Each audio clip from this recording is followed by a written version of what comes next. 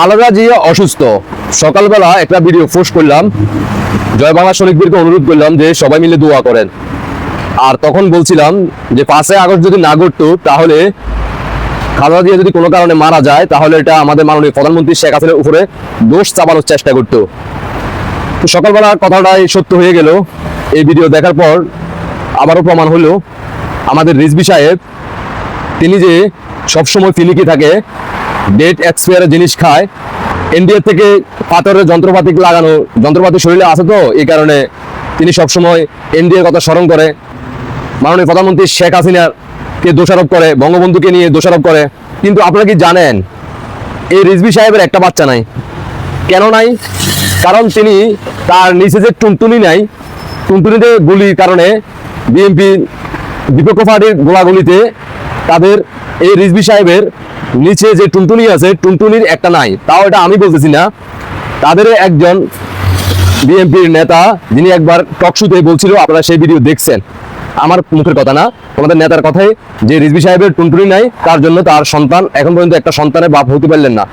হ্যাঁ, তো তিনি বলতেছেন খালেদা জিয়া অসুস্থ, এটার জন্য দায়ী নাকি মাননীয় প্রধানমন্ত্রী শেখ হাসিনা, বঙ্গবন্ধু। কৃত্রিম বুদ্ধিতে নাকি এই খালেদা জিয়ার অসুস্থ, ইতিমধ্যে হাসপাতালে ভর্তি হয়ে গেছে। তার কথাটা শোনেন। এই অসুস্থতা এটা কৃত্রিম ভাবে তৈরি করা, চক্রান্ত করে তৈরি করা শেখ হাসিনা। তারা চক্রান্ত করে তার খাবারের মধ্যে বা নানাভাবে তার ওষুধে বিভিন্ন ভাবে। কি শুনলেন তো? মাত্র কিছুদিন আগে যখন অনবরত ভূমিকম্প হচ্ছিল তখন বিএনপির লোকেরা বলতেছে যে ভূমিকম্পের পিছনে নাকি শেখ হাসিনার হাত আছে, আর বঙ্গবন্ধুর থাকার কারণে নাকি বাংলাদেশে ভূমিকম্প হইতে আছে। অন্যদিকে আবার জামাতেরা বলতেছে ভূমিকম্প নাকি ওরা কন্ট্রোল করার সক্ষমতা রাখে, তারা ভবিষ্যতে ক্ষমতা আসলে বাংলাদেশে ভূমিকম্প হইতে দিব না, সৃষ্টিকর্তার সাথে তারা যুদ্ধ করব। আর এখন খালেদা জিয়া অসুস্থ, এখন আমাদের রিজভী সাহেব বলতেছে শেখ হাসিনা নাকি এটার মধ্যে কৃত্রিম বুদ্ধি দিয়ে তাকে হাসপাতালে পাঠিয়ে দিচ্ছে। তো তিনি যে তার নিচেতে টুনটুনি নাই, এটা আমি আজকে সম্পূর্ণভাবে নিশ্চিত হলাম।